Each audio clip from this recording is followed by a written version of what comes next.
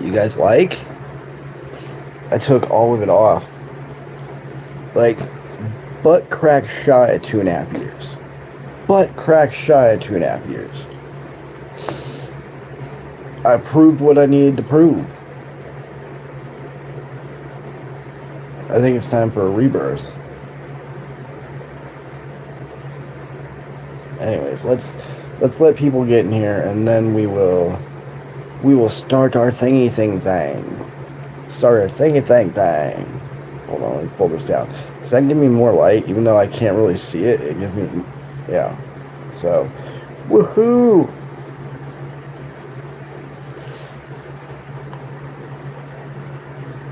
What's going on, guys? Oh, you guys are already coming in. Well, there's one person, but still, that's pretty quick. Hi, how we doing? Um, yeah, we'll give it a little bit longer because see, you're already gone. Most people don't start coming in until like 2 minutes, so that kind of threw me off. If you want to stick around, cool. If not, I know you can't really see that. Okay.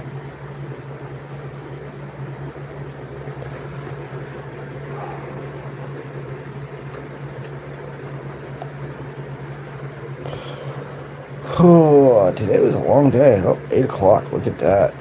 Look at that. Doing a bit of a late one today.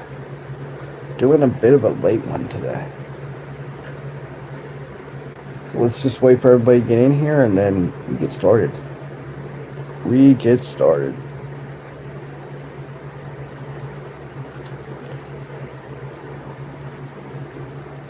And I feel about 20 degrees lighter. Or lighter. Cooler. Yeah, I'm still exhausted. Like, I just like randomly passed the fuck out today at like 3, right? Just passed the fuck out. Don't know why. But then I wake up at like 7, like right before 7. I'm still exhausted. I'm waiting for my body to drop so I can go back to sleep. What's going on, guys? How are we doing this evening? I'm doing a bit of a late one. Sorry about that.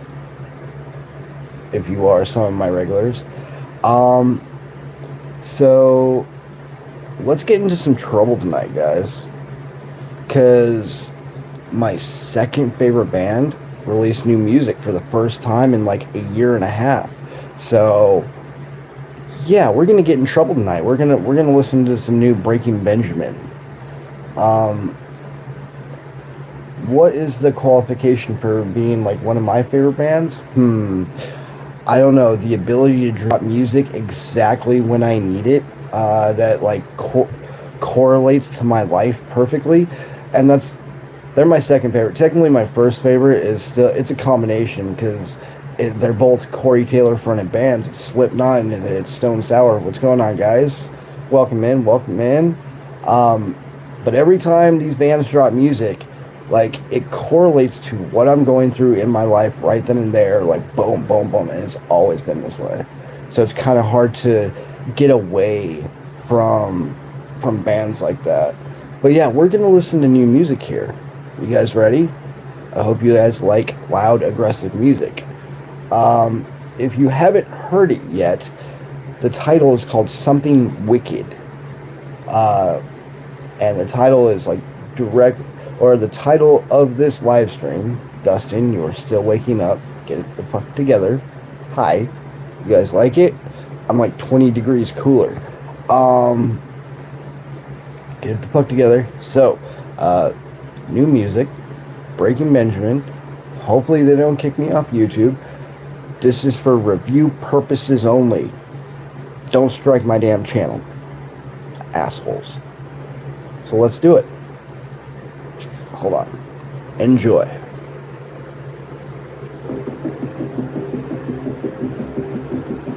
Hello, guys.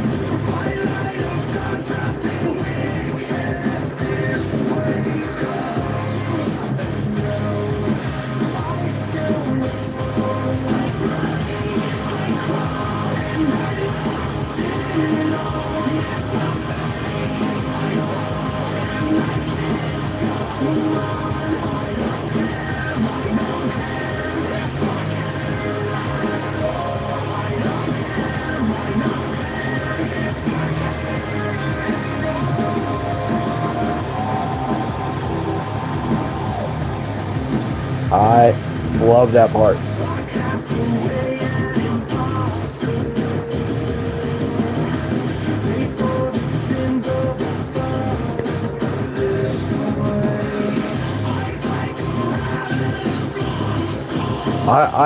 The first time like I listened to it today, I was just like, oh, like I said, they have an ability to drop music that correlates to my life right then and there when they're dry. It's so weird. Anyway, sorry.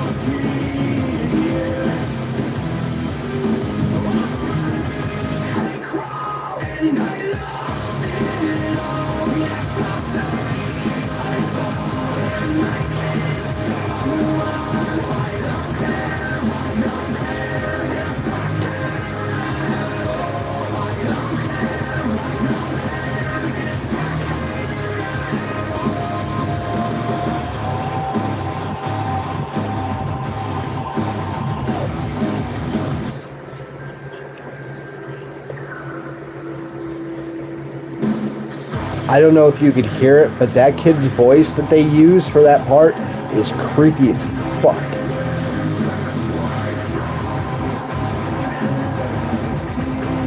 Get over it.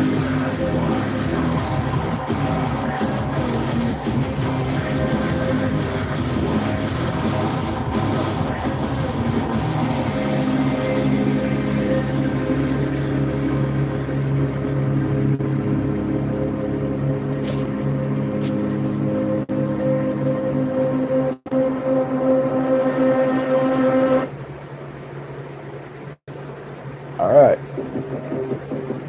No, turn off. There we go. So, I'm not going to just listen to it, we're going to discuss it. So, initially, when you listen to that song, would you guys take that from the point of view of where you are in your life? Would you take that as a positive song, or would you guys take that as like a negative song?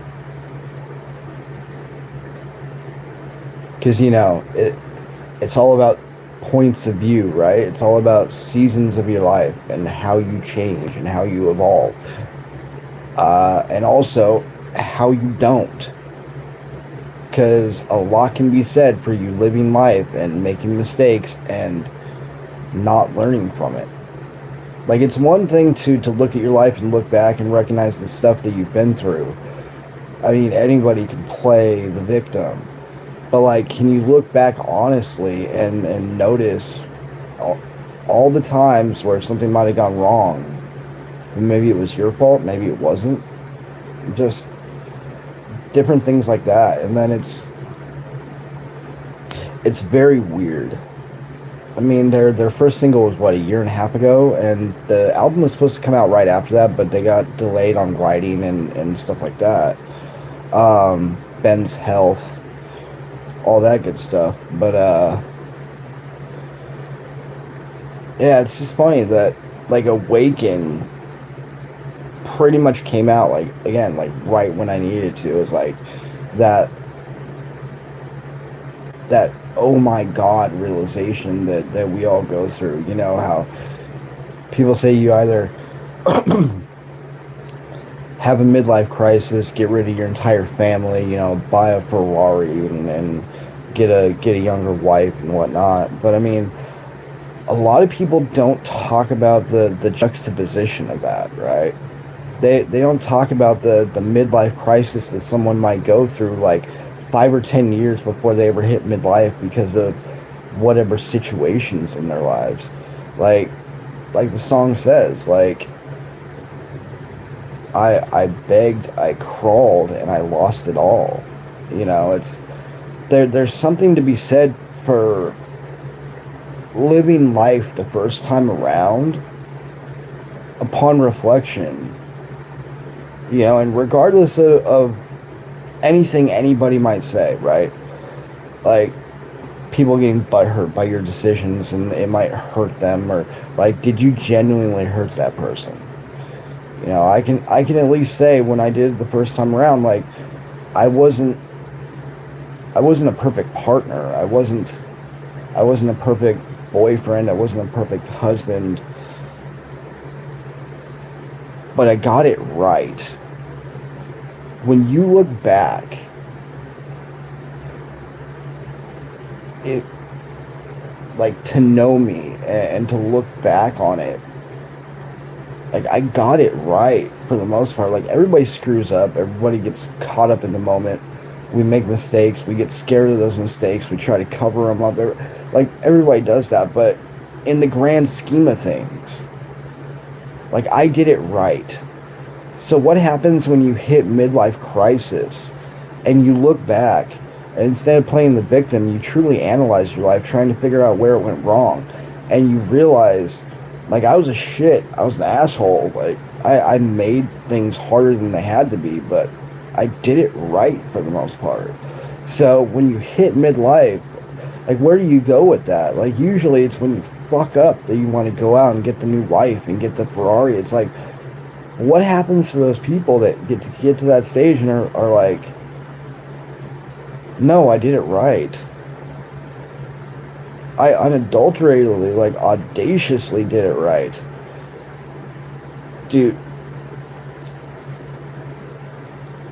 do you try to be flagrant at that point? Do you try to flaunt, or I don't know, because I'm kind of, it's weird. It's very weird because upon reflecting, just like the song says, upon reflecting, upon like looking at it, all of it, like you can be honest about where you got it wrong. But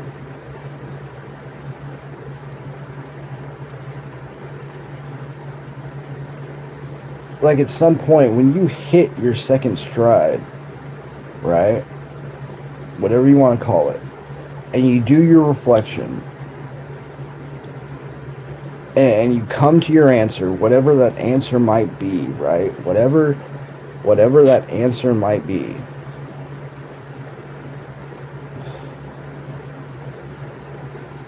People would call it doubling down. Just say I'm going to do it again. But this time I'm not going to take it so seriously, right? Well, what can I say? I'm a Capricorn. Like we're born like 100 years old. Like all serious and shit. So what else would I expect? It's very, I don't know. It's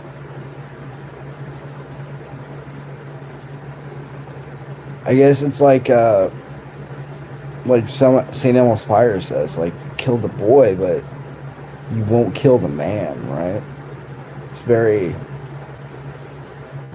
once more with feeling, right? I think that's the way that it originally goes. Like I did it right. I know the steps to take. I know where I went wrong. So not necessarily like staying away from those parts, but don't tempt yourself with those parts either. It's very weird. It's very weird to go through life and fight for everything you want, anything you want.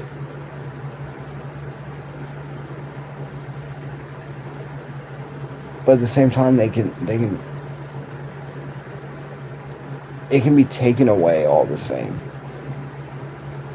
Even for you doing what was right. Because That's your responsibility as the head of the household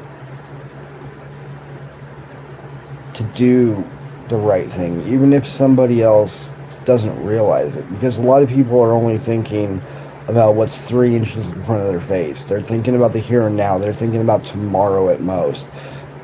They're not thinking about 6 months down the road. They're not thinking about a year down the road. So you have to be both present and aware and active and authentic and accountable, while still realizing they're not going to be the same way as you, because that's your responsibility. I did it the first time for her. I did it the first time for my kids, for them, not for myself. Honestly, I haven't really done anything for myself since I was a kid, if we're being honest. Because, like, you can live your genuine life. You can live your authentic life. You can be you unadulteratedly, unapologetically, which is how everybody should be. But, and I know everybody feels this way, but it's a special kind of something when you're born disabled and you have a constant reminder of that, and on top of that the rest of the world reminds you, because you know you might be weird because of it. No one really understands you, no one wants to be around you, and like you find those few people that show interest, right? And you're willing to adapt, you're willing to change anything about yourself because you've never had somebody love you. Like, you don't know that it should be them loving the authentic you. You just think like it's love, right? You just think it's love, and you're willing to, because we're young and stupid, right? We're fucking young and stupid. We got so much time ahead of us, even though we don't.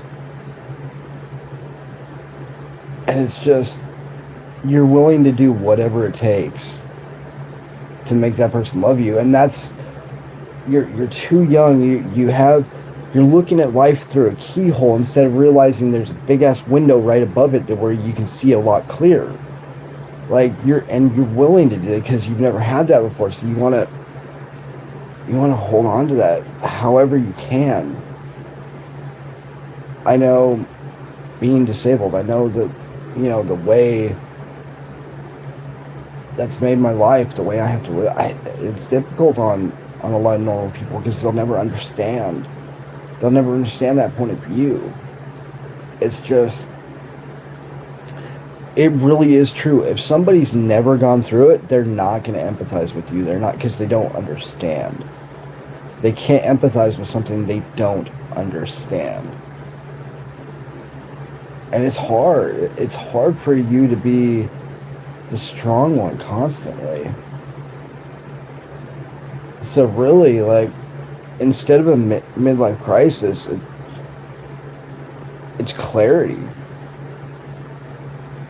Like, yeah, I can sit here and be boohoo, I lost everything, or I can be like, I'm awake. I'm still alive. I have clarity. I have strength. I have determination, and by fucking God, nobody has the willpower I do. Were you diagnosed to never walk? Were you constantly forcing yourself to build up your muscles until you could finally crawl right before you were 2 so you could walk when you were 2? Like, was that you? No, that was fucking me. Like, I've conquered everything put before me in life. None of you can say the same thing.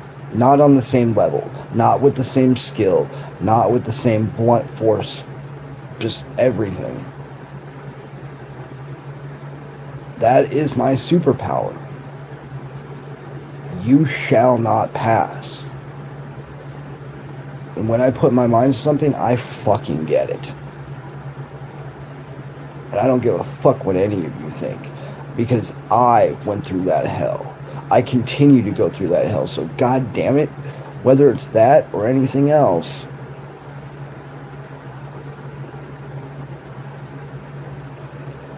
That's it. You guys have a good night.